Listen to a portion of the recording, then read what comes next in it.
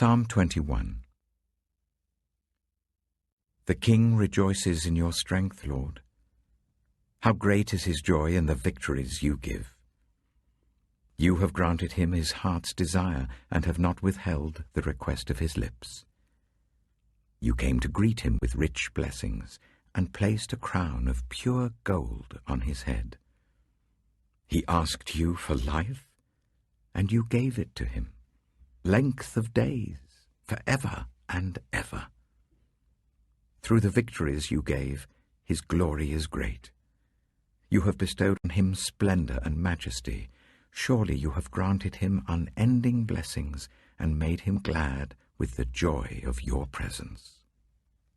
For the king trusts in the Lord. Through the unfailing love of the Most High, he will not be shaken. Your hand will lay hold on all your enemies. Your right hand will seize your foes. When you appear for battle, you will burn them up as in a blazing furnace. The Lord will swallow them up in his wrath, and his fire will consume them. You will destroy their descendants from the earth, their posterity from mankind. Though they plot evil against you and devise wicked schemes, they cannot succeed. You will make them turn their backs when you aim at them with drawn bow. Be exalted in your strength, Lord. We will sing and praise your might.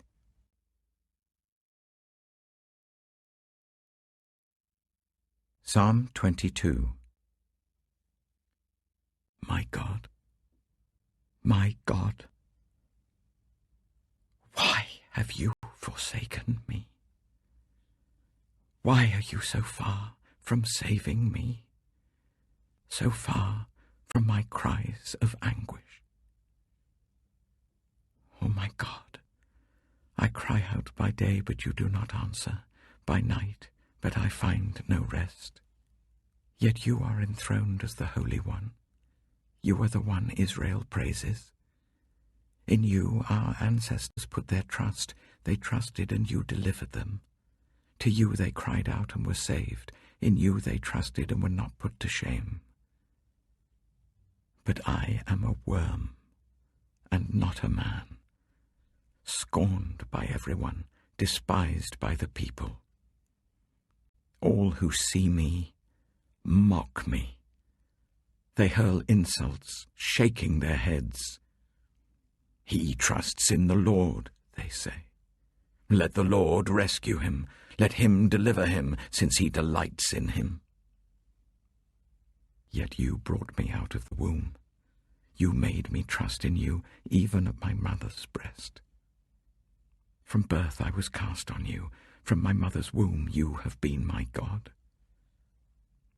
Do not be far from me, for trouble is near, and there is no one to help. Many bulls surround me. Strong bulls of Bashan encircle me. Roaring lions that tear their prey open their mouths wide against me. I am poured out like water, and all my bones are out of joint. My heart has turned to wax. It has melted within me. My mouth is dried up like a potsherd, and my tongue sticks to the roof of my mouth. You lay me in the dust of death. Dogs surround me. A pack of villains encircles me. They pierce my hands and my feet. All my bones are on display. People stare and gloat over me.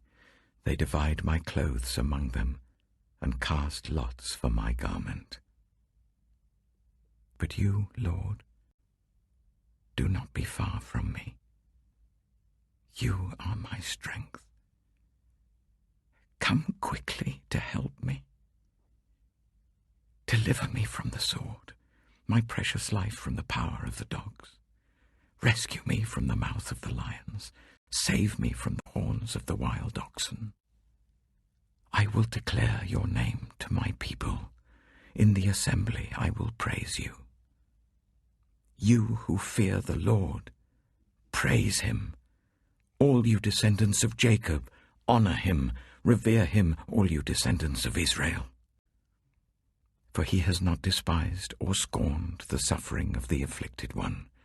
He has not hidden his face from him, but has listened to his cry for help.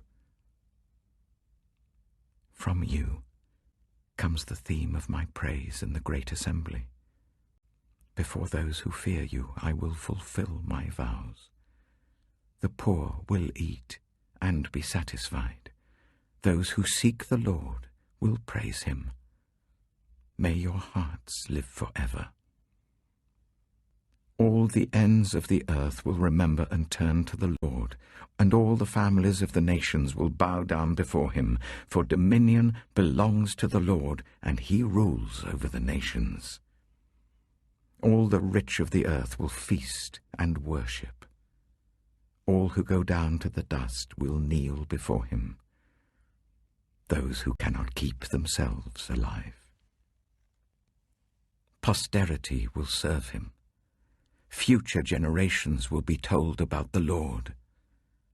They will proclaim his righteousness, declaring to a people yet unborn, he has done it.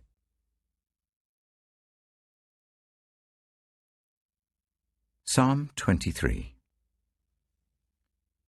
The Lord is my shepherd, I lack nothing. He makes me lie down in green pastures. He leads me beside quiet waters. He refreshes my soul. He guides me along the right paths for his name's sake. Even though I walk through the darkest valley, I will fear no evil, for you are with me.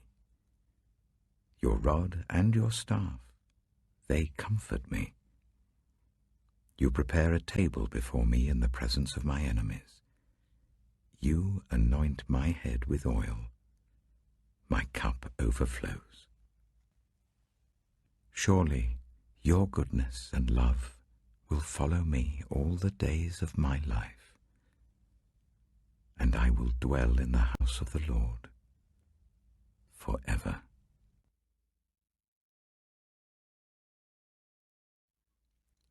Corinthians chapter 7. Now for the matters you wrote about. It is good for a man not to have sexual relations with a woman. But since sexual immorality is occurring, each man should have sexual relations with his own wife, and each woman with her own husband. The husband should fulfill his marital duty to his wife, and likewise the wife to her husband. The wife does not have authority over her own body, but yields it to her husband. In the same way, the husband does not have authority over his own body, but yields it to his wife. Do not deprive each other, except perhaps by mutual consent and for a time, so that you may devote yourselves to prayer. Then come together again, so that Satan will not tempt you because of your lack of self-control. I say this as a concession, not as a command. I wish that all of you were as I am. But each of you has your own gift from God. One has this gift, another has that. Now to the unmarried and the widows I say, it is good for them to stay unmarried as I do.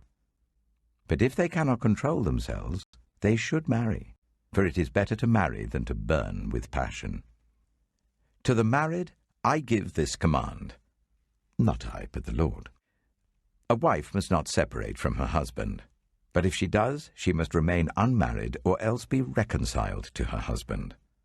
And a husband must not divorce his wife. To the rest I say this, I, not the Lord. If any brother has a wife who is not a believer, and she is willing to live with him, he must not divorce her. And if a woman has a husband who is not a believer, and he is willing to live with her, she must not divorce him. For the unbelieving husband has been sanctified through his wife, and the unbelieving wife has been sanctified through her believing husband. Otherwise your children would be unclean, but as it is, they are holy. But if the unbeliever leaves, let it be so. The brother or the sister is not bound in such circumstances, God has called us to live in peace. How do you know, wife, whether you will save your husband? Or how do you know, husband, whether you will save your wife?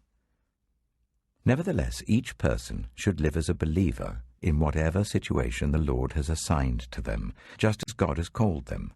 This is the rule I lay down in all the churches. Was a man already circumcised when he was called? He should not become uncircumcised. Was a man uncircumcised when he was called? He should not be circumcised. Circumcision is nothing, and uncircumcision is nothing. Keeping God's commands is what counts.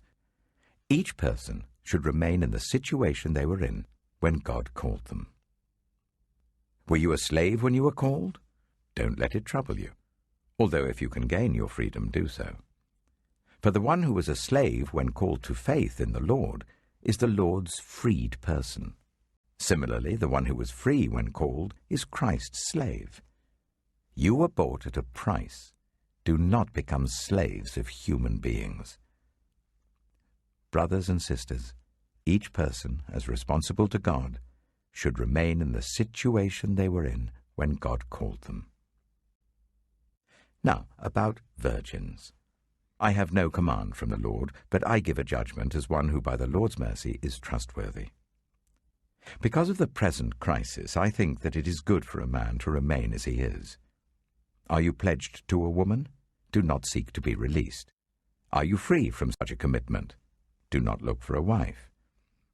But if you do marry, you have not sinned, and if a virgin marries, she has not sinned. But those who marry will face many troubles in this life, and I want to spare you this. What I mean, brothers and sisters, is that the time is short. From now on, those who have wives should live as if they do not, those who mourn as if they did not, those who are happy as if they were not, those who buy something as if it were not theirs to keep, those who use the things of the world as though not engrossed in them. For this world in its present form is passing away. I would like you to be free from concern. An unmarried man is concerned about the Lord's affairs. How can he please the Lord? But a married man is concerned about the affairs of this world, how he can please his wife, and his interests are divided. An unmarried woman or virgin is concerned about the Lord's affairs. Her aim is to be devoted to the Lord in both body and spirit. But a married woman is concerned about the affairs of this world, how she can please her husband. I am saying this for your own good, not to restrict you, but that you may live in a right way in undivided devotion to the Lord. If anyone is worried that he might not be acting honorably towards the virgin he is engaged to, and if his passions are too strong and he feels he ought to marry, he should do as he wants. He is not sinning. They should get married. But the man who has settled the matter in his own mind, who is under no compulsion but has control over his own will, and who has made up his mind not to marry the virgin, this man also does the right thing. So then he who marries the virgin does right, but he who does not marry her does better. A woman is bound to her husband as long as he lives. But if her husband dies, she is free to marry anyone she wishes. But he must belong to the Lord. In my judgment, she is happier if she stays as she is, and I think that I too have the Spirit of God.